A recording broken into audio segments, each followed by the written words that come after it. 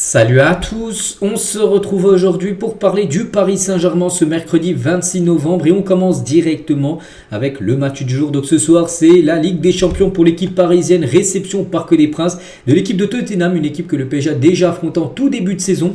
Ça avait été une victoire difficile, on se souvient, après l'absence de tir au but en Super Coupe d'Europe face aux Spurs, qui avait gêné énormément le PSG.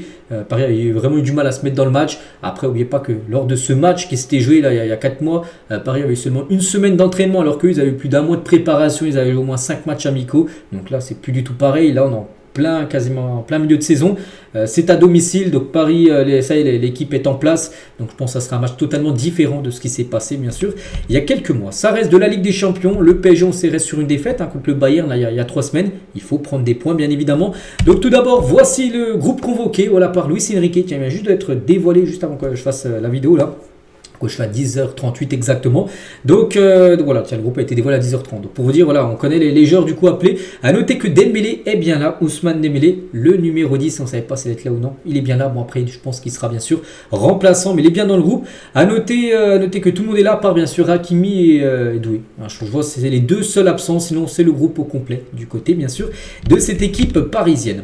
Rapidement, les photos lors du dernier entraînement qui a eu lieu hier, les gars. Donc, veille de Ligue des Champions, bien sûr, habillé tout en noir par rapport à ce quatrième maillot qui a été dévoilé hier, je l'ai montré hier bien sûr, et ce quatrième maillot sera porté ce soir lors du match contre Tottenham, le jour en blanc, le PSG jour en noir, et du coup il y a aussi il y a que le quatrième maillot qui sort, mais aussi les vestes, les survêtements, tout ça, et c'est pour ça que le PSG est en mode quatrième maillot avec les autres accessoires, on va dire, pour le dernier entraînement, bien sûr, qui a été effectué hier. Je pense que vous en pensez, elle est sublime, bien sûr, enfin ce survêtement haut et bas pour l'équipe parisienne. Un petit coup d'œil également au classement, parce qu'hier il y a eu des matchs qui ont été joués de Ligue des Champions. Donc Paris, Paris est 7ème. N'oubliez pas, l'objectif, bien sûr, c'est de se qualifier parmi les 24 premiers. Mais bon, Paris aspire à être beaucoup plus haut. Saison dernière, Paris avait fini à la 15e position après les 8 matchs. Donc là, Paris est 7ème. Et n'oubliez pas, c'est les 8 premiers qui se qualifient directement, bien sûr, pour les 8e de finale et reçoivent au match retour, enfin 8e de finale retour. Donc c'est pour ça, c'est l'objectif du club. Donc là, tu es 7ème, attention, tu descends, tu avais perdu contre le Bayern. Bon, après, il y a des équipes qui ont plus de matchs. Paris à 4, Tech City, Dortmund, Chelsea. Ils ont 5 matchs joués. Donc en cas de victoire, tu as 9 points. Tu peux remonter bien sûr à la 4e position, 3 ou 4e, tout dépend de ce que fera Arsenal ou même l'Inter ou même le Bayern un soir. Il y a un Bayern Arsenal. Donc si tu gagnes, tu peux remonter facilement dans le top 3 voire top 4. Donc victoire. Moi je dis, face à un match très important, surtout que c'est l'avant-dernier match à domicile. Après il y aura encore un autre match à domicile, je crois que ce sera peut-être Newcastle si je ne me trompe pas. Puis après, il y aura aussi 2 déplacements, un à Bilbao et l'autre je me souviens plus trop. Bon bref, ce sera un peu plus tard. Donc concernant ce classement, il faut gagner.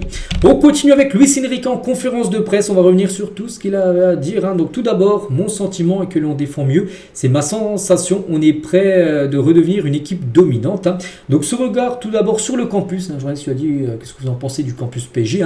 Il a dit j'habite dans le campus, il y a des jeunes joueurs qui peuvent aider l'équipe, ce n'est pas facile, cette possibilité est importante pour nous, on n'a pas peur de les lancer. Donc les jeunes, donc les Titi traversent un très bon moment, c'est important de savoir qu'il y a de joueurs très jeunes qui peuvent aider l'équipe. Ce sont des conditions importantes pour nous, mais aussi pour les joueurs qui savent qu'il y a aussi cette opportunité. Il y a beaucoup de joueurs issus du centre de formation dans le groupe, il y en a encore d'autres qui peuvent aider l'équipe, bien sûr.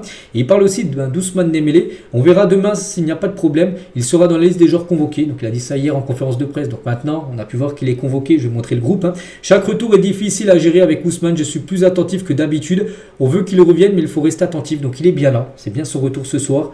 Mais voilà, on pense qu'il ne prendra pas de risque, comme le risque qu'il avait pris face au Bayern où il avait fait démarrer titulaire Ousmane Dembélé, qui revenait un peu aussi de blessure et s'était blessé. Donc là, on pense qu'il ne va pas refaire la même erreur ce soir et qu'il devrait commencer sur le banc. Dembélé qu'on verra certainement rentrer en fin de partie. Sur Doué, les gars, donc je ne pense pas à un seul joueur. Il faut s'adapter et s'améliorer tout le temps. Je reste optimiste et courageux. Beaucoup marquent, font des passes décisives. On marque beaucoup, mieux que l'année dernière. On est une vraie équipe, très positive depuis le début de saison. Il y a beaucoup de solutions pour combler l'absence, bien sûr, de Désiré Doué. Les 500 matchs de Marquinhos au PSG, donc c'est un chiffre incroyable. C'est très important pour lui et ses partenaires. C'est un beau chemin parcouru. C'est un vrai leader, un joueur différent. On espère qu'il va durer encore longtemps du côté de Paris. Il a parlé également de Randal Colomwani, parisien, qui joue maintenant Tottenham, qui devrait en plus être titulaire ce soir. C'est un joueur international de très haut niveau. C'est très difficile d'avoir le niveau dans une très grande équipe. Il a le niveau, bien sûr. Il parle de Tottenham, bien évidemment. Donc on a gagné. Mais ce n'était pas un bon souvenir. On était mené quand même 2-0 face aux Spurs en août dernier. On est plus dominant aujourd'hui. Tottenham n'a que des joueurs internationaux, ils sont forts. Ça sera difficile, mais on est de retour en Ligue des Champions et on joue à domicile avec nos supporters. Ils ont changé par rapport à leur match contre nous. Contre Arsenal, ils ont fait ce qu'ils avaient envie de faire. Donc défaite 4-1. On est prêt, cela ne sera pas très différent. On doit dominer et garder le ballon. C'est notre objectif bien sûr ce soir. Et toujours, et pour finir avec Luis Enrique, la préparation, il a dit c'est plus facile de faire des entraînements. Il ne faut pas beaucoup parler parce que tu sens que c'est un match différent. Une compétition différente pour nous, c'est notre compétition. On est le champion en titre, bien sûr, la Ligue des Champions. Et on veut continuer bien sûr sur notre chemin.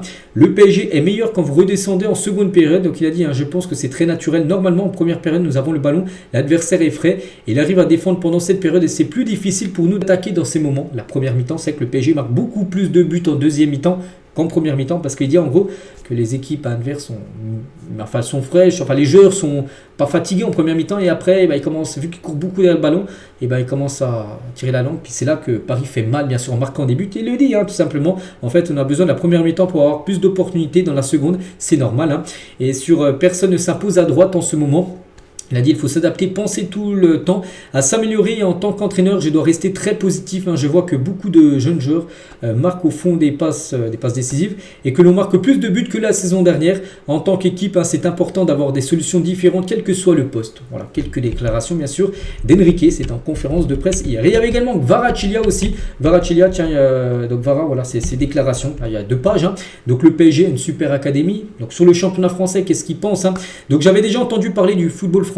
On disait que c'était facile, mais c'est plus compliqué qu'il n'y paraît, bien sûr, cette Ligue 1. Ça joue dur, ça joue vite, tout le monde veut nous battre. Ce n'est pas facile de gagner dans ce championnat. Voilà ce qu'il pense, bien sûr, du championnat français. Sur son côté préféré, il a dit « J'aime jouer à gauche, mais dans le foot, il faut être capable de changer, d'être polyvalent, de jouer à droite, de jouer peut-être numéro 9. » Peut-être sa position sort. Ce n'est pas tout le temps facile, sachant que j'ai beaucoup évolué à gauche dans ma carrière. J'espère être à terme aussi bon à droite qu'à gauche. Sur le centre de formation, il a dit les jeunes joueurs sont incroyables. Ils travaillent dur. Parfois, ne réalisent pas qu'ils ont seulement 16 ou 17 ans. Ils veulent apprendre. C'est génial. Ces joueurs sont totalement prêts à jouer au haut niveau professionnel. Ils feront partie des meilleurs joueurs du futur. S'ils continuent de travailler comme ça, ce sont de super gars. Il parle aussi d'Achraf Hakimi, bien sûr, blessé. Il a dit c'est compliqué de remplacer Achraf. C'est l'un des meilleurs joueurs la saison passée. Il méritait de gagner son trophée de ballon d'or africain. Félicitations à lui, qui a un ballon d'or qu'il a pu remporter, c'était mercredi dernier. Le coach a essayé des solutions sur lui. Je pense que c'est vraiment un joueur fabuleux, une super personne. On a besoin de lui et on espère qu'il va revenir très vite. Il parle aussi de sa marge de progression, par exemple. Je pense qu'il y a beaucoup d'aspects où je peux progresser. Je travaille sur ces choses. Je pourrais marquer beaucoup plus, faire davantage de passes chaque jour. J'essaye d'être la meilleure version de moi-même. Voilà. Donc, par exemple, là, sur sa forme physique, on avait une longue saison, on n'avait pas eu beaucoup de repos. Ce n'était pas facile de revenir physiquement, mais on a gagné la Super Coupe. On est totalement prêt maintenant et on le montre à chaque match. Je me sens très bien actuellement. Voilà toutes les déclarations de Kvaratskhelia. Et en parlant de Kvaratskhelia, il devrait bien commencer dans le 11 de départ. Voici la compo probable. Et on parlait qu'il préfère à gauche, mais pourquoi pas jouer aussi à droite, mais aussi dans l'axe, les gars. J'ai dit, il pourrait jouer peut-être numéro 9. Ce soir, il a annoncé là. Il a annoncé au poste de buteur en faux numéro 9, tout simplement Kvaratskhelia, vu que Maïlu pourrait commencer sur le banc. Et aussi Dembélé. Dembélé aussi, qui n'est pas prêt, on va dire, pour être dans le 11 de départ. Donc Barcola à gauche et Ely. Mérité, ici commence à droite. Donc milieu de terrain, Ruiz, Vitinha, Neves, donc le milieu type. La défense type, à part Hakimi qui n'est pas là, il faut le remplacer. Donc Zeremri, sinon Marquinhos, Pacho, Nuno Mendes et Chevalier devraient bien sûr commencer. Titulaire, à noter que Kolo Muani ou même Xavi Simons, c'est 2 anciens parisiens pour être titulaires face au PSG ce soir. Côté Tottenham, donc coup d'envoi 21h, donc l'arbitre il est allemand. Voilà, c'est au Parc des Princes et il faut gagner c'est sur Canal+, le match. Et on va juste parler de Bradley Barcola. Juste on va regarder un petit peu ses stats les gars. Et surtout sur le contraste d'efficacité de Barcola en Ligue 1, en Ligue des Champions en Ligue 1. On peut voir il marque un but à peu près toutes les 184 minutes. C'est pas mal, on va dire 31% de ses grosses occasions marquées, on va dire. Alors qu'en Ligue des Champions, c'est pas du tout pareil les gars. Regardez, un but toutes les 470 minutes, seulement 17% de ses grosses occasions marquées. C'est-à-dire qu'il a beaucoup plus de mal de finir, de mettre le but en Ligue des Champions qu'en Ligue 1. Voilà, peut-être plus de pression, j'en sais rien.